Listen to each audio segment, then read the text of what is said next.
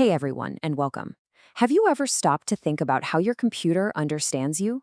I mean, you click, you type, you give it commands, and somehow it just gets it. Well, today, we're going to crack that code. We're going to become translators between our human world and the simple yet super powerful language of computers. Okay, let's jump right in. And it really all comes down to this one big question. I mean, think about it. How can something as basic as a tiny switch being on or off, a 1 or 0, be the foundation for literally everything digital? Your video games, your favorite shows, even mind-bending AI. It all starts here. That's the secret we're going to uncover together. So, here's our game plan. First, we'll look at the two very different number worlds that we and our computers live in. Then, we'll get our hands dirty and actually learn how to translate between them. And we'll wrap it all up by seeing why this super simple code is, well, one of the most powerful inventions ever. When you boil it all down, the difference is actually pretty simple. We humans, we think using 10 different digits, 0 through 9. But computers, they're electrical. For them, things are either on or off. That's it. Just two options. And that's why we need to have this translation in the first place. Okay, let's start on familiar ground with a system you already know like the back of your hand, our denary system. You might also hear it called base 10. This is the language of numbers you've been speaking your entire life, probably without even thinking about it. And you know, there's a really simple and kind of cool reason we probably use a base 10 system. It's all about the first counting tool we ever had, our 10 fingers. It makes perfect sense, right? 10 fingers, 10 digits, 0, 1, 2, 3, 4, 5, 6, 7, 8, and 9. And here's how it all works under the hood. Take a number like 89. It's not just an 8 next to a 9.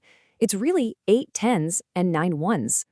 Each spot, or what we call a place value, is worth 10 times more than the spot to its right. We're so used to it, our brains do this automatically. All right, now let's flip the script and jump into the computer's world. Welcome to binary, also known as base 2. Instead of 10 digits to play with, it only has 2, a 0 and a 1.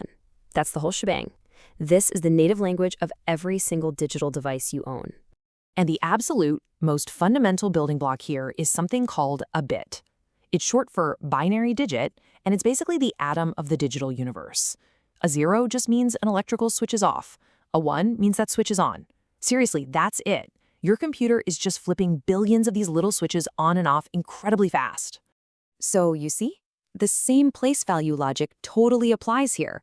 But instead of powers of 10, like ones, tens, hundreds, in binary, the place values are powers of 2. You've got the ones place, the twos place, the fours place, the eights place, and so on. So to make the number 3, well, you just need 1, 2, and 1, 1. Pretty neat, right? Okay, so now for the fun part. How do we actually translate a number from our world, like our old friend 89, into the computer's language of ones and zeros? Well, we're going to look at two really simple methods that'll get you there. So we've got two main ways to do this. Method 1 is called the divide by 2 method, and it's all about doing a little division and watching the remainders. Method 2 uses a binary number line, which is more like a subtraction puzzle. The best part? They both get you the exact same answer, so just pick whichever one feels more intuitive to you.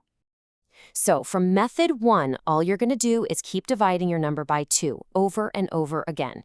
The only thing you need to pay attention to is the remainder. Is it a 1 or a 0? You just keep on dividing until you can't go any further, until you hit 0. Then, here's the trick. You read your list of remainders from the bottom to the top. And here it is in action with our number, 89. You can see on the left, we just keep dividing by 2. And on the right, we jot down the remainder each time. Now for that trick I mentioned, read the remainder column from the bottom up. And what do you get? 1101 11001. That is 89 written in binary code. Now, if division isn't your favorite thing, no worries. You can try this method instead. You start with the binary place values, and you ask a simple question. Does 128 fit into 89? Nope, too big, so that's a 0.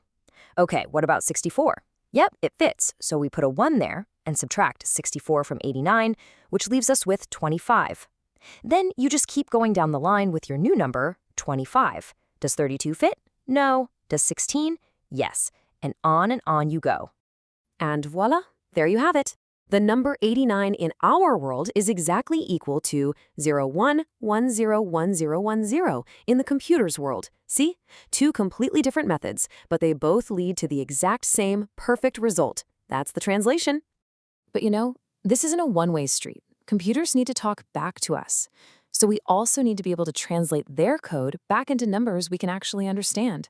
And I've got good news. This direction is even easier.